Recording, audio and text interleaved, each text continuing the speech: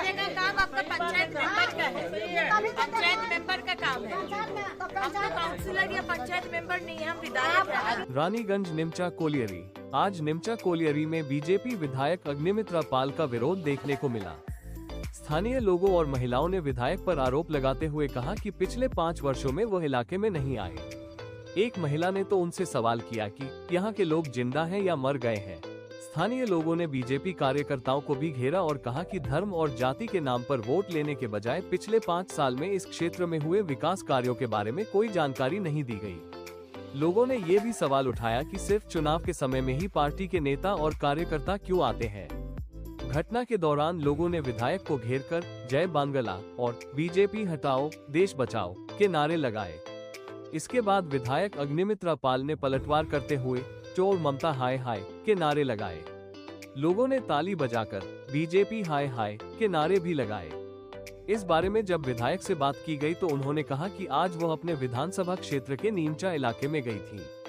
उन्होंने आरोप लगाया कि कुछ टीएमसी कार्यकर्ताओं ने भाजपा विरोधी और प्रधानमंत्री नरेंद्र मोदी विरोधी नारे लगाए। उन्होंने कहा कि इन नारेबाजी के पीछे अर्जुन सिंह का नेतृत्व था, जो ईस्टर्न कोलफील्ड्स लिमिटेड के कर्मचारी हैं और हमेशा प्रधानमंत्री व भाजपा के खिलाफ नारेबाजी करते हैं। अग्निमित्रा पाल ने कहा कि जिस पार्टी के नेताओं की जुबान पर काबू नहीं है, उनके कार्यकर्ताओं से यह अपेक्षित था।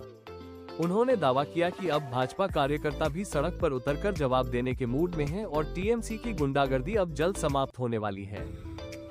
चोर ममता हाय हाय, चोर ममता हाय हाय, चोर ममता हाय हाय। নিমচাতে আজকে আপনার জনসংযোগ ছিল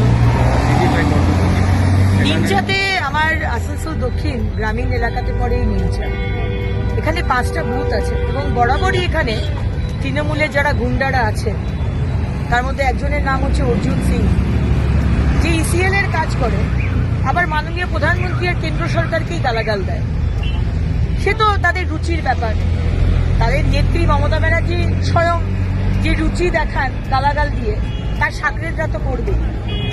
আজকে আমার সেখানে পাড়ায় পাড়ায় ঢোকাই ছিল এবং সেখানে গিয়ে তৃণমূলের ক্যাডার যারা, তারা সেখানে গিয়ে গো ব্যাক, বিজেপি মুর্দাবাদ, মোদিজি মুর্দাবাদ, গো ব্যাক, ও যা করে আর কি।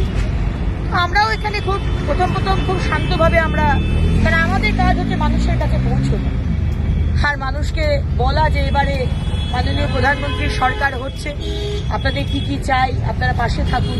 আমরা আমাদের কাজই করছিলাম, কিন্তু বেরোবার সময় এত বেশি বাদরামো আর অসভ্যতা নেই। আমরাও ঘুরে পাল্টা দিয়েছি।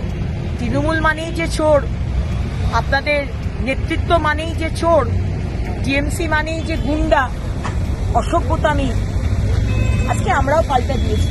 তার ভিডিও আপনারা দেখতে পাবেন।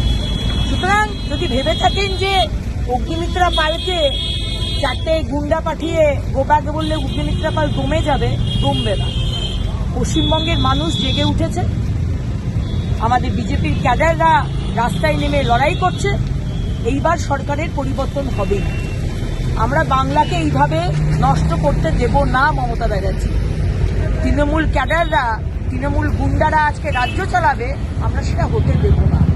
যে কোনো ধর্মের মানুষ, যে কোনো স্তরের মানুষ মাথা উঁচু করে বাঁচবে, এটাই আমাদের স্বপ্ন, মোদিজির স্বপ্ন, আর আমরা এটা করেই ছাড়ব।